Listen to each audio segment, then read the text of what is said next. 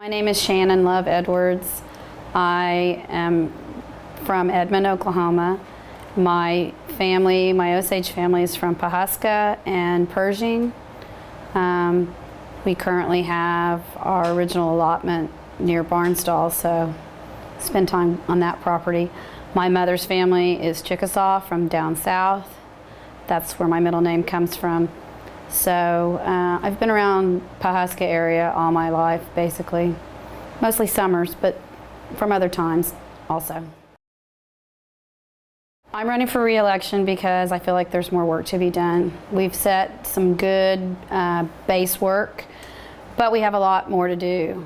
For example, we've created a health benefit, but we need to endow that health benefit so that it can continue on in the future.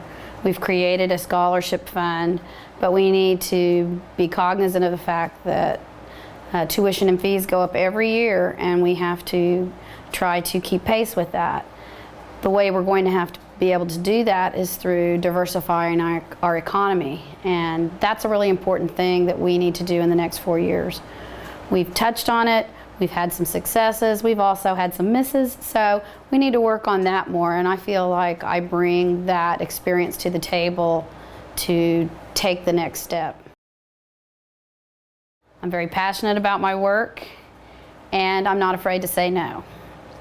You'll hear me talk about rubber stamping. I don't rubber stamp. I want to know what the expenditure is for. I mean, after all, Congress, as they like to say, we're the purse. So I like to know what's being taken out of my purse and what it's for. So I feel that I am persistent in getting answers and requiring planning, professionalism, backing your request up through documentation, and having thought through your plan. Those are the things I think make for success. And without those, you are setting yourself up to fail. And we see it happen, and we've allowed it to happen sometimes in Congress.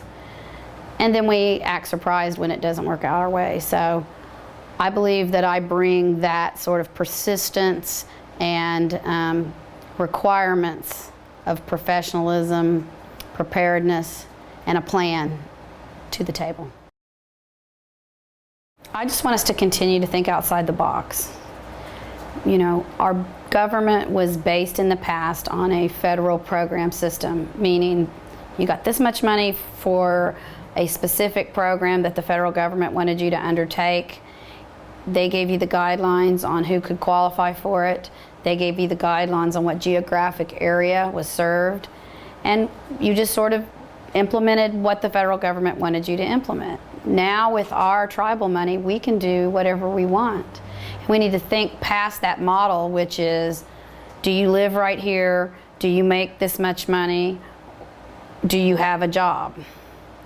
And if you don't have those things, then we'll help you. But if you do, then we won't. So I think we need to be cognizant of the fact that we can create opportunities for all different kinds of Osage people, but you have to be thinking like that in terms of what we want to do. And that's where economic development comes in. That's where expanding services comes in.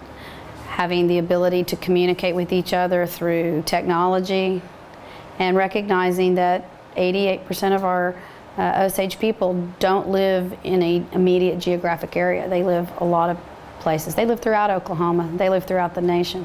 So we need to be able to communicate effectively with each other.